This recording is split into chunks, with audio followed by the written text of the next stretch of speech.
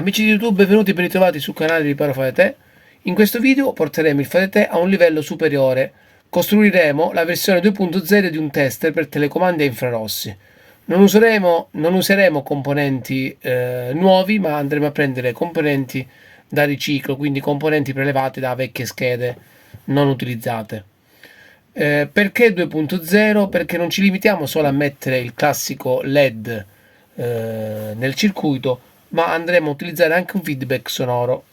Di cosa abbiamo bisogno? Abbiamo bisogno di un IR, eccolo qui, utilizzerò un IR3944S, si trova tranquillamente nei ricevitori del digitale terrestre, un buzzer prelevato da una vecchia scheda di una lavatrice, un diodo da 3 volt, una resistenza da 220 ohm, un alimentatore da 5 volt e una cassettina dove andremo a mettere tutto l'occorrente. Andremo a costruire il nostro dispositivo passo passo. In più vi lascerò in descrizione lo schema per costruire il progetto, che è un progetto molto facile da realizzare. Ecco lo schema per costruire il nostro telecomando 2.0, molto semplice. Qui abbiamo il ricevitore, il buzzer, il LED da 3 volt e l'alimentatore da 5 volt, in più abbiamo una resistenza da 220 ohm. Allora, il positivo del nostro alimentatore da 5 volt lo colleghiamo al terzo piedino del nostro ricevitore, mentre il negativo lo colleghiamo al secondo piedino. Il negativo del buzzer e il negativo del nostro diodo LED vanno collegati sul primo piedino del nostro ricevitore e il positivo del buzzer e il positivo del LED vanno collegati mettendo una resistenza da 120 ohm, vanno collegati direttamente al positivo del nostro alimentatore. Questo schema lo trovate anche giù in descrizione, troverete il link per costruire il nostro progetto. Allora, prendiamo il nostro ricevitore IR, lo andiamo a bloccare qua, ok. Colleghiamo il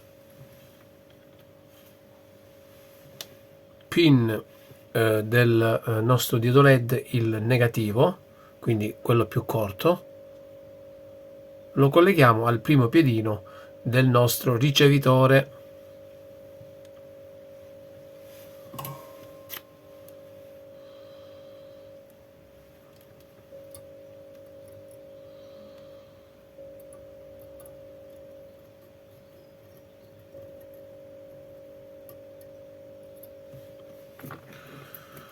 Utilizziamo un po' di stagno, ecco qui, quindi piedino più corto, quindi negativo sul primo pin del nostro ricevitore, ecco qui. La resistenza da 220 ohm la colleghiamo, ecco qui, sul positivo del nostro diodo LED.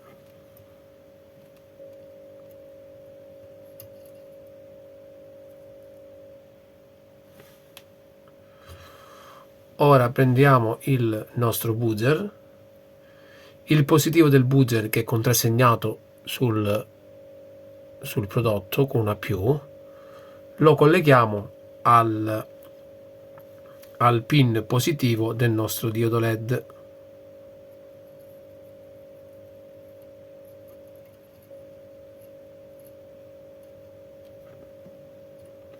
Ok, rimettiamo la resistenza che si è staccata.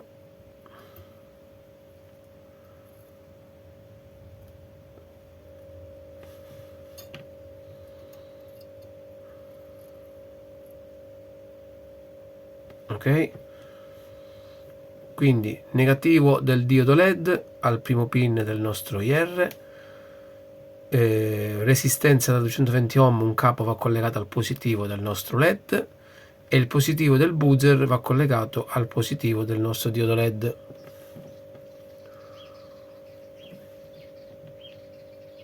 Ora la resistenza va collegata al pin positivo del nostro diodo LED, quindi il capo della resistenza va collegato al positivo del nostro alimentatore, scusate.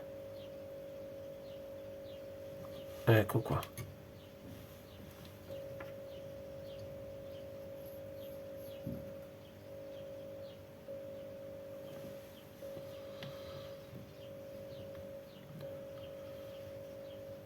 Il negativo del nostro alimentatore lo colleghiamo al pin centrale del ricevitore. Poi andrò a mettere un po' di guaina tremole stringenti in modo tale da non far toccare i componenti, e lo andrò poi a richiudere tutto in questa scatoletta. Il negativo del nostro buzzer lo colleghiamo al primo pin del nostro IR. Ecco qui. Il terzo pin del nostro IR verrà collegato, lo collego con un pezzo di filo. Terzo pin, ecco qui,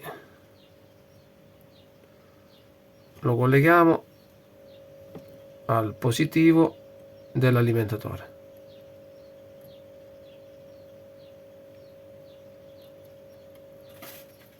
Ecco qui,